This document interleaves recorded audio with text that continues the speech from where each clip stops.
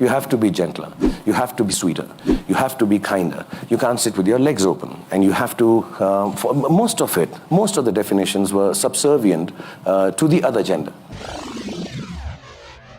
I try to speak in the larger perspective, not just in the Indian context. Yes. I think it's the methods of oppressing women are different in different parts of the world, but the oppression is what is common. Categorizing people according to their biological differences is perhaps the oldest and the most primitive, so to state. And I think we are so scared of things that happen to us which are not familiar. We as human beings, even as specialized corporators and everything, we are so keen on putting things into boxes so that we understand them.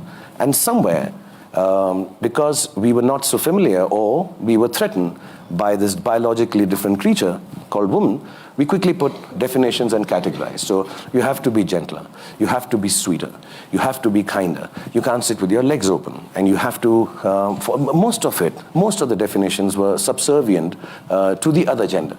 And I think this categorization is going to fall through in some time. Have women played a very important role in your life, do you think?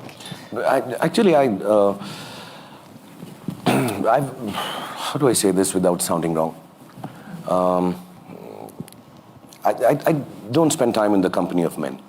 Okay. I'm sorry, gentlemen, but you won't be spending time with you today. Yeah. Well, I was 14 when my father died. So I had a mother. My mother had no brothers, and her father had passed away. So I had 3 aunts and a grandmother, and then my mother passed away. I have a sister who's unmarried, lives with me even now. Then I had a wife, and then I had a daughter. And in between these two, I started working with all the girls in the country when I became an actor. Yes. So I've not had the chance to be with men. Yeah. So I am naturally inclined towards women. I'm choosing my words very, very carefully, lest they are misconstrued. Yes. And the whole idea of what a woman has changed when I started working with all the girls that I worked with. On the exterior, they're the most beautiful women, physically charming, attractive. They work harder than I do. They come 4 or 5 hours before I even land on the sets. They are, and I'll say this, I've seen it with my own eyes, or felt it, not seen it maybe. They are somehow considered secondary in the scheme of things of this film world. It's a man's world. Like I said, they work harder at everything. And at the end of it all, when the film ends, I take all the credit and become the biggest superstar in the world.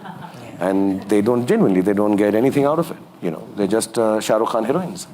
And the beauty of it is that knowing how unfair it is, they have not reduced themselves and gone into victimhood. I think that's something that I love about most of the women that I've spent time with. There is no giving in to victimhood. They are not turning around and saying, you know, God, what I can do, this world, you know, this is a man's world, and I do. None of them, they have the courage, the bravery, the strength to realize that, you know what, this is how it's going right now. I do work harder than Sharukh.